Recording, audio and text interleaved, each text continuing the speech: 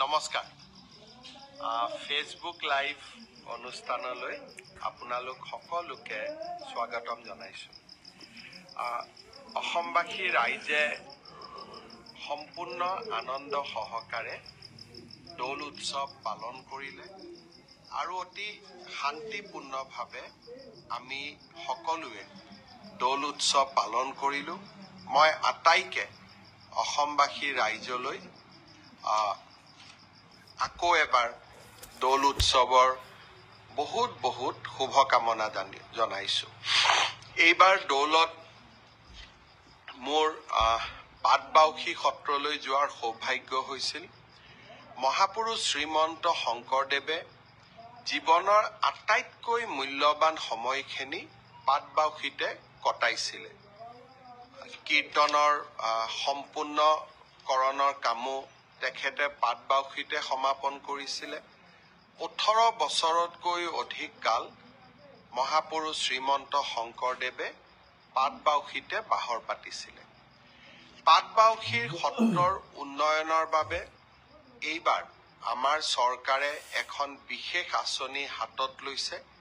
সেই আঁচনিখনৰ শুভ আৰম্ভণি কৰিবলৈ দৌলৰ দিনাখনেই মই পাটবাউসীলৈ গৈছিলোঁ।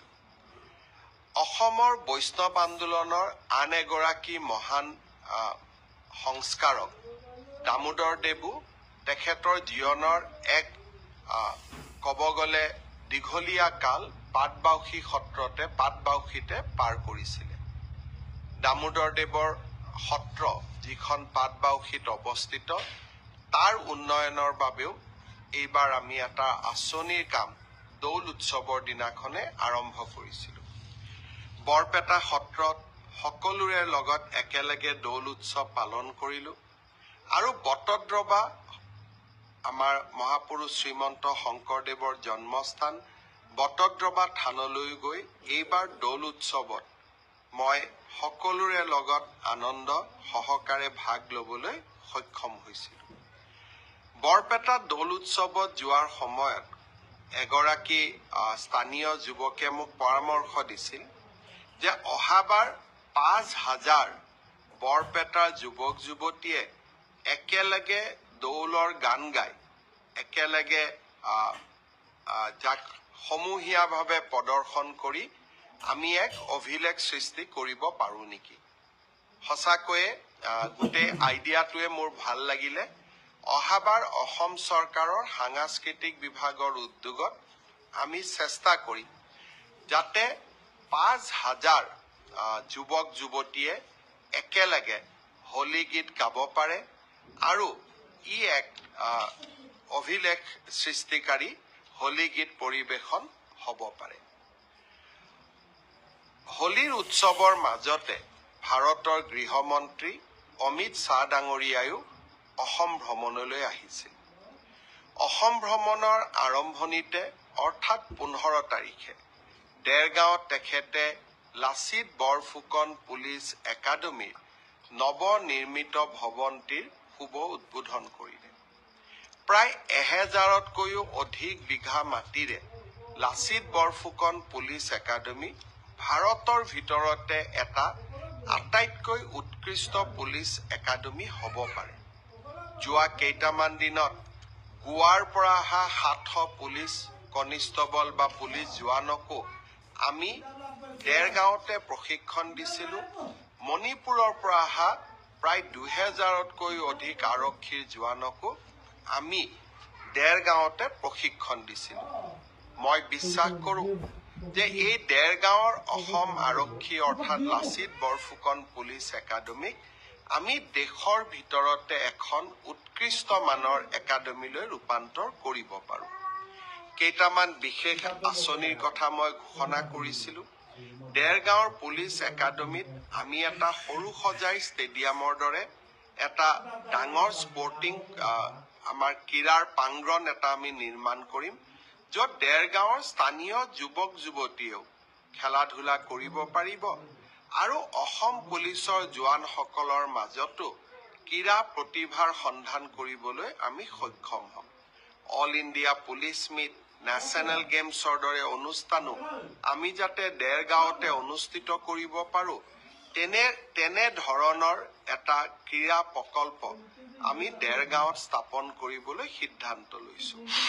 দেৰগাঁৱৰ পুলিচ একাডেমীত আমি এখন CBSE স্কুল পাতিম, য'ত দেৰগাঁৱৰ স্থানীয় যুৱক যুৱতীসকলেও পঢ়া শুনা, বিশেষকৈ ছাত্ৰ ছাত্ৰীসকলেও পঢ়া শুনা কৰিব পাৰিব। দেৰগাঁৱতে এটা স্কিল চেণ্টাৰ আৰু নাৰ্ছিং স্কুল এখনো খুলিবলৈ আমি সিদ্ধান্ত লৈছোঁ। অৰ্থাৎ অসম পুলিচ একাডেমীক আমি এক শ্ৰেষ্ঠতম একাডেমীলৈ ৰূপান্তৰ কৰিব খুজিছোঁ। আৰু ভৱিষ্যতে যদি কেতিয়াবা পাৰোঁ, যেনেকৈ আৰ্মি মেডিকেল কলেজ থাকে, পুলিচ মেডিকেল কলেজ এখনৰো আমি কল্পনা কৰিব পাৰোঁ। অসমৰতো এতিয়া আকাশ চুবৰ মন, গতিকে কল্পনাৰ সীমা নাথাকে। কল্পনাৰ সীমাই কেতিয়াবা বাস্তৱকো উপেক্ষা কৰি আগুৱাই যাব খোজে। মই অৱশ্যে নিজৰ শৰীৰত মাজে মাজে চিকুট মাৰি থাকোঁ, যাতে কল্পনা আৰু বাস্তৱৰ মাজত এটা সামঞ্জস্য থাকে।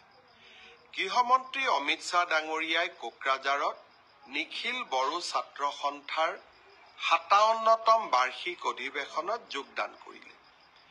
গৃহমন্ত্ৰীৰ ভাষণ ব্যতিক্ৰমী আছিল। সঁচাকৈয়ে সকলোৰে মন চুই গ'ল যেতিয়া গৃহমন্ত্ৰী ডাঙৰীয়াই ঘোষণা কৰিলে যে আমি নতুন দিল্লীৰ এটা পথ বডোফা উপেন্দ্ৰনাথ ব্ৰহ্মৰ নামেৰে নামাংকন কৰিম। বডোফা উপেন্দ্ৰনাথ ব্ৰহ্মই বড়ো জাতিৰ সৰ্বাংগীন উন্নতিৰ বাবে গোটেই জীৱন সংগ্ৰাম কৰিছিল আৰু BTR BTC আজি সেই সংগ্ৰামৰে প্ৰাপ্তি। ভাৰত চৰকাৰে বডোফা উপেন্দ্ৰনাথ ব্ৰহ্মৰ নামত নতুন দিল্লীত এটা পথ উৎসৰ্গিত কৰাৰ যি সিদ্ধান্ত গ্ৰহণ কৰিলে, সি অকল বড়ো জাতিৰ বাবেই নহয়, সমগ্ৰ অসমবাসীৰ বাবে এক মন চুই যোৱা ঘোষণা আছিল আৰু যাক লৈ আমি অনাগত দিনত সঁচাকৈয়ে গৌৰৱান্বিত হৈ থাকিম। উপেন্দ্ৰনাথ ব্ৰহ্মৰ এটা প্ৰতিমূৰ্তিও সেই ৰাস্তাটোৰ লগতে স্থাপন কৰাৰ বাবেও গৃহমন্ত্ৰী ডাঙৰীয়াই আমাক জনালে যে যদি আমি প্ৰতিমূৰ্তিটো বনাই দিব পাৰোঁ, সেই প্ৰতিমূৰ্তিটো তাতে সংস্থাপন কৰা হ'ব। মই ভাবোঁ যে এই সিদ্ধান্তই বড়ো জাতিক সঁচাকৈয়ে প্ৰেৰণা দিব, অসমবাসীক উৎসাহিত কৰিব। গৃহমন্ত্ৰী অমিত শ্বাহ ডাঙৰীয়াক মই এই সিদ্ধান্তৰ বাবে আকৌ এবাৰ অসমবাসী ৰাইজৰ হৈ অন্তৰৰ গভীৰতম কোণৰ পৰা কৃতজ্ঞতা জনালোঁ। মই বৰপেটাৰ দৌল উৎসৱৰ কথা উল্লেখ কৰিছিলোঁ। দৌলত যাওঁতে এগৰাকী কণমানি ভাগিনে মোক হাতত ধৰি কৈছিলে যে মামা, এইবাৰ সমাজ অধ্যয়নৰ মেট্ৰিকৰ পেপাৰখন খুব টান হৈছে, মোক 10 নম্বৰ এক্সট্ৰা কৰি দিব লাগিব। নগাঁৱলৈকে যাওঁতে 16 তাৰিখে নগাঁৱত গৈছিলোঁ, তাতো এগৰাকী ভাগিনে এনেকেই কথা ক'লে আৰু বৰদোৱাতো আন এগৰাকী ভাগিনে একেই কথা ক'লে যে সমাজ অধ্যয়নৰ পেপাৰখন এইবাৰ মেট্ৰিকত খুব টান হৈছিলে। মই প্ৰত্যেকটো কথাই চিৰিয়াছলি লওঁ। গুৱাহাটীত আহি সেবাৰ চেয়াৰমেনক মই সুধিলোঁ যে সমাজ অধ্যয়নৰ পেপাৰখন সঁচাই টান হৈছিল নেকি। সেবাৰ অধ্যক্ষ ডাঙৰীয়াই মোক ক'লে যে প্ৰশ্নখনৰ পেটাৰ্ণ বদলিছে। যোৱা বছৰো প্ৰশ্নখনৰ পেটাৰ্ণ বদলোৱা হৈছিল আৰু এইবাৰো পেটাৰ্ণটো বদলোৱা হৈছে যাতে ছাত্ৰ ছাত্ৰীসকলৰ জেনেৰেল নলেজৰ পৰীক্ষা সেবাই ল'ব পাৰে। ব্যৱস্থাটো আদৰণীয়, কিন্তু যদি মোৰ ভাগিনবিলাকে আকৌ মেট্ৰিকত ফেইল কৰি যায় তেতিয়াহ'লে কেনেকৈ হ'ব?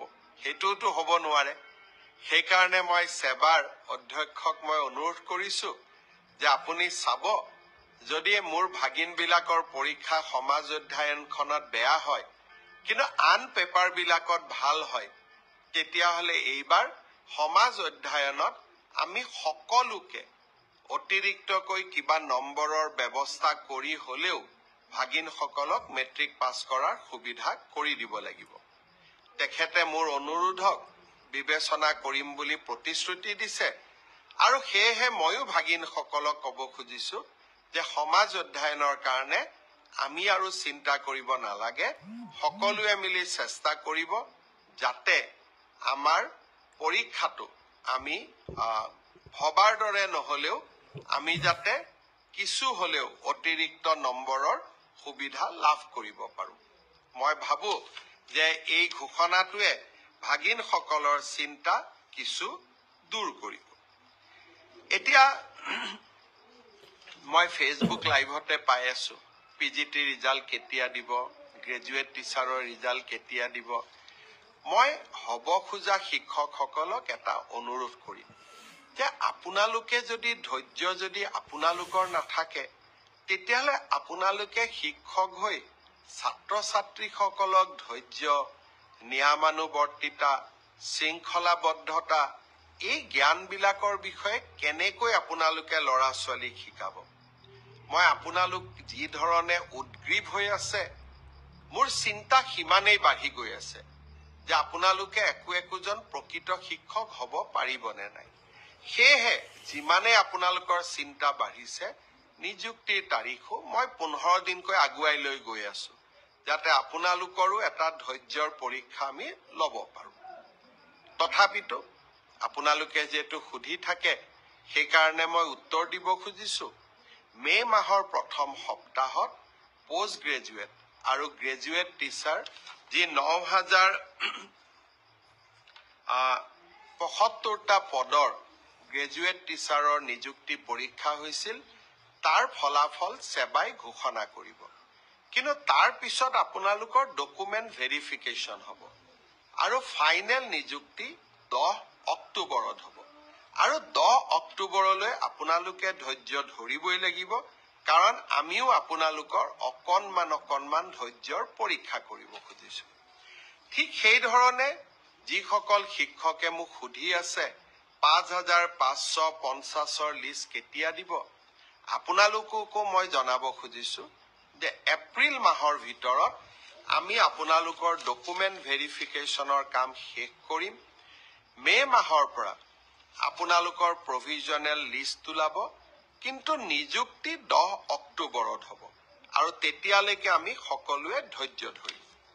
কোনোবাই ক'ব পাৰে যে নতুন নিযুক্তিৰ ল'ৰা ছোৱালীয়ে যদি ইমান দেৰিকৈ দিওঁ তাতো পোষ্ট ল'ব নেকি? নহয়, নতুন নিযুক্তিৰ তালিকা 10 অক্টোবৰৰ পিছত ওলাব।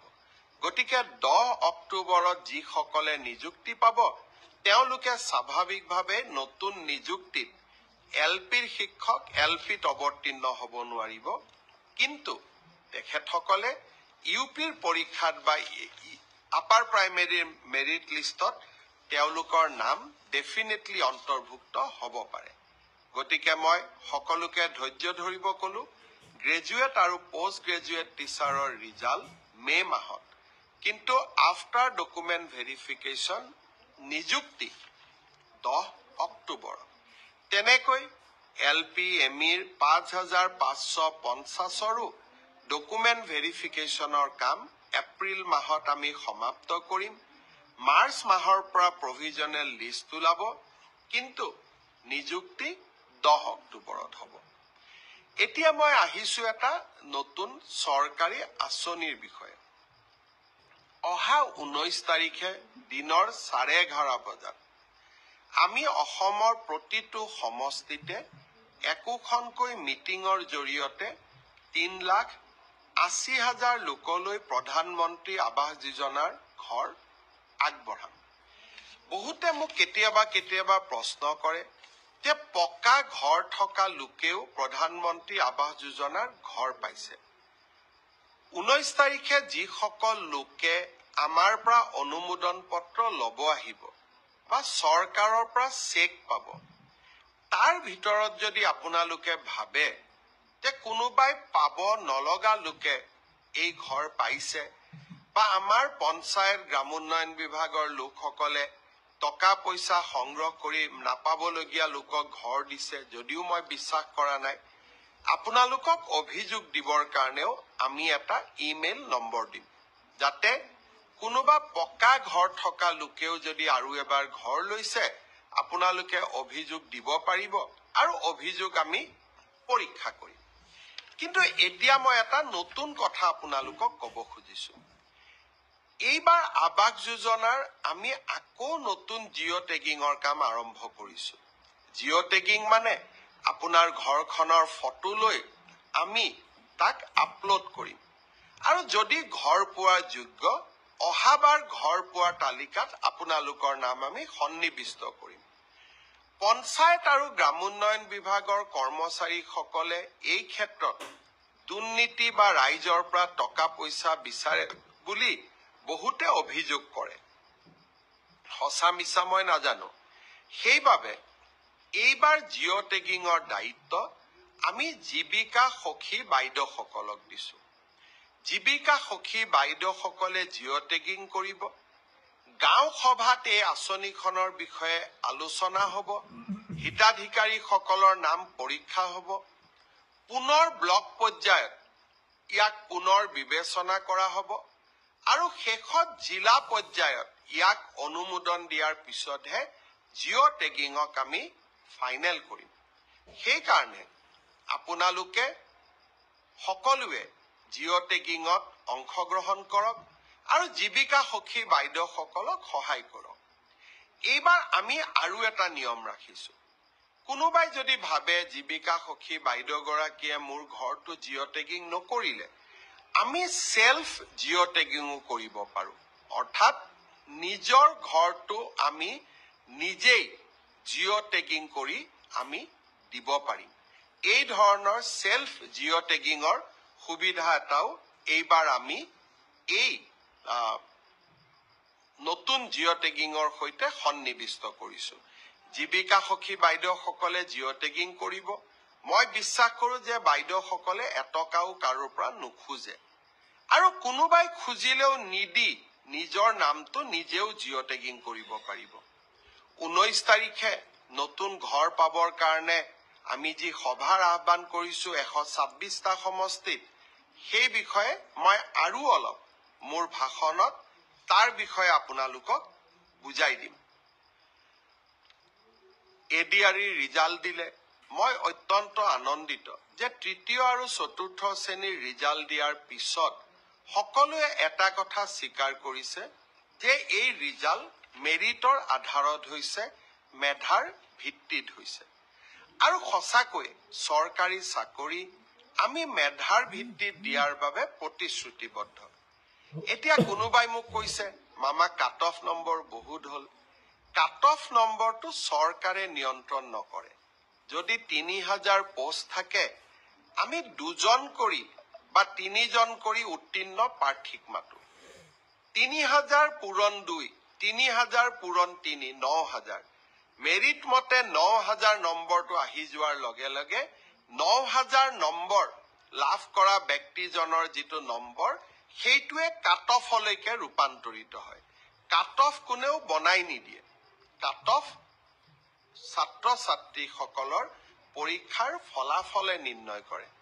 কোনোবাই যদি ভাবে যে কাট অফ বেছি হৈছে, তাৰ মানে ইয়াকে বুজাব পাৰি যে সঁচাকৈয়ে এইবাৰ পৰীক্ষাৰ ফলাফল যোৱাবাৰতকৈ ভাল হৈছে। অসম পুলিচৰো দ্বিতীয় কাট অফ নোলায়, কিন্তু বছৰটোৰ শেষৰ ফালে আমি আকৌ নতুন অসম পুলিচত খালী হৈ থকা পোষ্টসমূহ আমি এডভাৰটাইজ কৰিম। কোনোবাই যদি পোৱা নাই, হতাশ হ'ব নালাগে, দৌৰৰ প্ৰেক্টিচ অব্যাহত ৰাখিব লাগে। এডিআৰই পৰীক্ষাৰ প্ৰসংগতে মই উল্লেখ কৰিব খুজিছো যে এডিআৰইৰ চতুৰ্থ বৰ্গৰ পৰীক্ষাৰ বাবে এতিয়া এটা অৰেল টেষ্ট হ'ব। এই অৰেল টেষ্ট আমি জুন মাহত অনুষ্ঠিত কৰিম। লগে লগে এডিআৰইৰ তৃতীয় বৰ্ষৰ পাছ কৰা ছাত্ৰ ছাত্ৰীসকল বা যুৱক যুৱতীসকলৰ বাবে এটা স্কিল টেষ্ট হ'ব। সেই স্কিল টেষ্টটো আমি অহা জুন মাহত আমি আৰম্ভ কৰিম। আমাৰ লক্ষ্য হৈছে যাতে এডিআৰিৰ নিযুক্তিও আমি 10 অক্টোবৰত দিব পাৰোঁ আৰু নৱেম্বৰ, ডিচেম্বৰ, জানুৱাৰীৰ ভিতৰত এডিআৰিৰ নতুন এডভাৰটাইজমেণ্টটো আমি যাতে দিব পাৰোঁ। অৰ্থাৎ আমি আমাৰ যুৱক যুৱতীসকলৰ মাজত আশাৰ বন্তি গছি আমি জ্বলাই ৰাখিব খুজিছোঁ। আঙুৰলতা ডেকাই এই ব্ৰডকাষ্ট চাই আছে, মিন্ময় দাস ব্ৰডকাষ্ট চাই আছে, ভাস্কৰ শৰ্মাই ব্ৰডকাষ্ট চাই আছে, কৃষ্ণা নাথ ব্ৰডকাষ্ট চাই আছে। মই সকলোকে ধন্যবাদ জনাইছোঁ। মই এতিয়া আৰু কেইটামান সৰু সৰু ইনফৰমেশ্যন আপোনালোকক দিব খুজিছোঁ।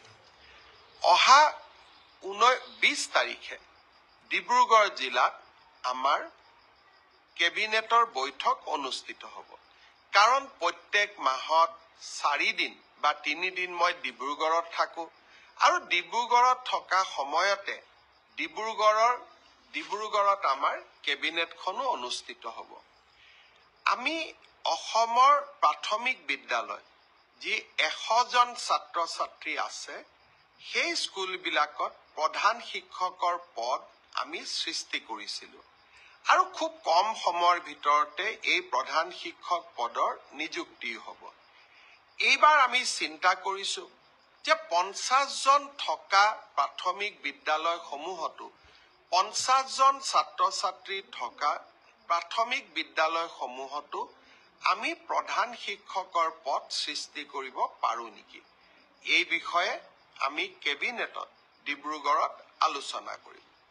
প্ৰাদেশিকৰণৰ আইনখন সংশোধনৰ বাবেও ইতিমধ্যে আমি সংশ্লিষ্ট সকলোৰে লগত কথা বতৰা পতা আৰম্ভ কৰিছোঁ, যাতে সকলোৱে এই ক্ষেত্ৰত যিমান দূৰ পাৰোঁ 2006 চনৰ আগত স্থাপন হোৱা শিক্ষানুষ্ঠানসমূহক আমি যিমান পাৰোঁ আমি যাতে ন্যায় দিবৰ কাৰণে আমি চেষ্টা কৰিব পাৰোঁ। মই আজিৰ এই ব্ৰডকাষ্টত অংশগ্ৰহণ কৰা সকলোকে আকৌ এবাৰ ধন্যবাদ দিছোঁ। ফাকুৱা হৈ গ'ল আৰু দৌল উৎসৱ হৈ গ'ল, গৃহমন্ত্ৰী ডাঙৰীয়াৰ সফল অসম ভ্ৰমণৰো সামৰণি পৰিল। ইয়াৰ মাজত দুই এটা সৰু সুৰা ৰাজনৈতিক ঘটনাও নঘটা নহয়। যোৱা পৰহি দিনাখন অসম পুলিচে এগৰাকী যুৱকক গ্ৰেপ্তাৰ কৰিছিল। ছ'চিয়েল মিডিয়াত চিডুল কাষ্ট সমাজৰ এগৰাকী মহিলাৰ বিৰুদ্ধে অতি বেয়াকৈ লিখাৰ বাবে। অসম মহাপুৰুষ শ্ৰীমন্ত শংকৰদেৱ আৰু মাধৱদেৱৰ অসম, অসম লাচিতৰ অসম, অসম সাহিত্যৰথী লক্ষ্মীনাথ বেজবৰুৱাৰ অসম। প্ৰতিদ্বন্দ্বীকো আমি সমালোচনা কৰিম আৰু সমালোচনা কৰাৰ অধিকাৰ ভাৰতবৰ্ষৰ সংবিধানে আমাক দিছে। কিন্তু কোনোবা আমাৰ ৰাজনৈতিক প্ৰতিদ্বন্দ্বী হ'ল বুলিয়ে তেওঁক আমি ৰেপিষ্ট বুলি ক'ম, ঘৰ জোৱাই বুলি ক'ম, তেওঁৰ মিত্ৰ শহুৰকো আমি বিতৰ্কৰ মাজলৈ টানি আনিম আৰু এনেবোৰ কৰাজনক ডাঙৰ ডাঙৰ সংসদত চিঞৰি চিঞৰি নৰেন্দ্ৰ মোদীক জ্ঞান দিব বিচৰা সংসদসকলে এনে ধৰণৰ উতনুৱা যুৱকক সমৰ্থন দিব, ই কেতিয়াও গ্ৰহণযোগ্য হ'ব নোৱাৰে। আমি অসম এখন সংস্কৃতিবান সমাজ। অসমৰ ৰাজনীতিত বাওঁপন্থী লোকসকলে কিছুমান আচহুৱা শব্দৰ যোগদান কৰোৱালে। অন্যথা অসমৰ লোকৰ কথা বতৰা সদায়ে মিঠা। আনকি আমি ইজনে সিজনক গালি পাৰিলেও সেই মিঠা শব্দৰে আমি ব্যৱহাৰ কৰোঁ। মই ভাবোঁ ৰাজনীতিত শালীনতা আৰু শত্ৰুকো অন্ততঃ কথা কওঁতে সন্মানেৰে কথা কোৱা, এই সৰু সৰু জ্ঞানবিলাক আমাৰ যুৱক সমাজে আহৰণ কৰিব লাগে। আৰু কেতিয়াবা কেতিয়াবা আমি যেতিয়া ভাবোঁ যে কোনোবাই লক্ষ্মণ ৰেখা অতিক্ৰম কৰি গৈছে, তেওঁক আইনৰ শাসনৰ ভিতৰলৈ লৈ অহাটো আমাৰ দায়িত্ব আৰু কৰ্তব্য।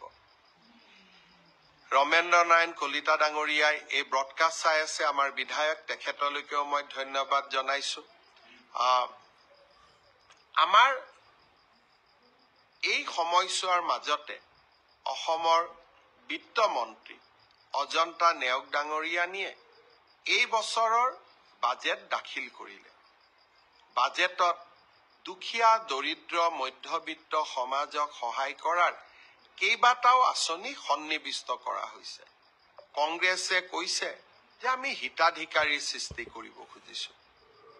যদি আমাৰ কোনোবা আঁচনিয়ে দৰিদ্ৰজনক উপকৃত কৰে, মধ্যবিত্তজনক জীৱন যুদ্ধত অলপো সহায় কৰে, তেতিয়াহ'লে সেই কাম আমি কিয় নকৰিম? আমিতো চৰকাৰ গঠন কৰিছোৱেই দুখীয়া, দৰিদ্ৰ আৰু মধ্যবিত্ত সমাজখনক সহায় কৰাৰ।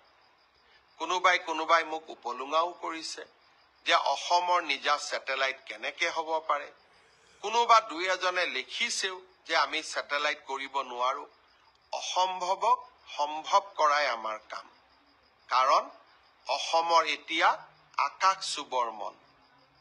আমাৰ নিজৰ ছেটেলাইটে হওক, প্ৰটন থেৰাপিৰ, কেঞ্চাৰ ৰোগৰ ট্ৰিটমেণ্টৰ বাবে প্ৰটন থেৰাপিৰ মেচিনে হওক, বা অসমৰ কলা সংস্কৃতিক সংৰক্ষণৰ বাবে অসমৰ নিজা OTT প্লেটফৰ্মে হওক, যি ভাবিছে ই অসম্ভৱ, মই ভাবো যি অসমীয়াই এটা ৰাতিৰ ভিতৰতে গড় নিৰ্মাণ কৰি ৰামসিংহ ঔৰংজেবক ৰখাব পাৰিছিল, সেই অসমীয়াই আকাশত ছেটেলাইটো উৰাব পাৰিব, প্ৰটন থেৰাপিৰ মেচিনো আনিব পাৰিব আৰু নিজৰ OTT প্লেটফৰ্মো বনাব পাৰিব।